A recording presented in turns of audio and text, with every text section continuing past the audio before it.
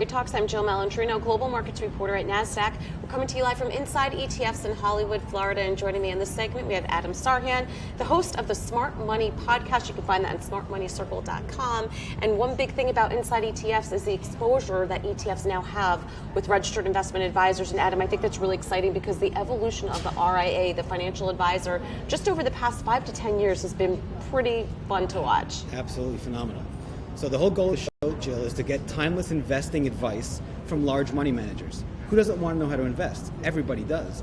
So after spending 20 years studying investing and realizing there's lots of different ways for people to make money trading and investing, I said, you know what, let me put together a show which is timeless in nature. And I just want to learn, what lessons have you learned, Mr. or Mrs. Smith? You manage $5 billion or $500 million or whatever it is. Everybody on the show is over $100 million, so they're big money managers, and I want timeless investing advice. So I don't ask for specific opinions on stocks or market or performance, none of that stuff. I want a show that's evergreen, that will be good 50 years from now, 500 years from now, so on and so forth. What are you hearing, though, in terms of how FAs have evolved their practice? Even a podcast, you never would have thought about doing something like that 10 years ago, but even incorporating social media and having more touch points with their clients. I would imagine that's a tool to the tree that you're hearing more of. It's extremely important. Financial advisors, individual clients, everybody wants to evolve as the world is evolving around us.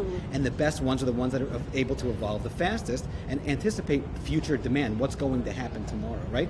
Henry Ford had a great line. He said, if I asked my customers what they want, they'd say a faster horse and buggy.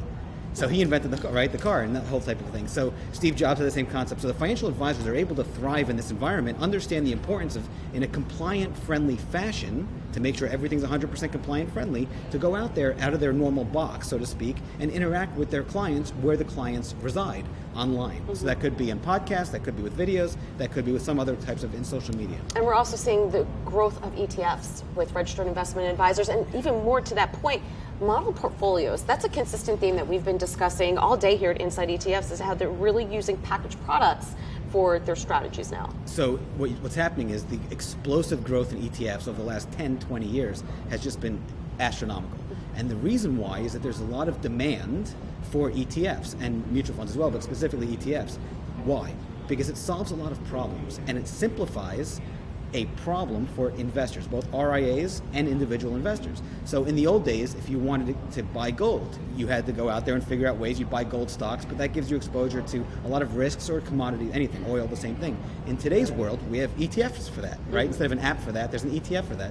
And that's why those ETFs have just exploded and continue to explode. And assets under management for ETFs are going through the roof from both institutional investors and individual investors for that reason. It's clean, it's easy, it's simple, it's accessible, you can trade it anywhere, it's liquid, and so on and so forth. That's why we've been hearing the growth with fixed income ETFs, because fixed income portfolio is not as easy to manage as, let's say, a stock portfolio. A lot of those have different durations. They trade by appointment, but when you have it in this ETF wrapper, or if you have it within a model portfolio, that makes the job of an FA much easier, particularly in an environment of 2019, for example, low volatility, interest rates are low. You need to be able to find some other ways to incorporate fixed income. Yeah, so actually I just had a $5.5 billion manager on the show just a few weeks ago talking about that exact point, fixed income.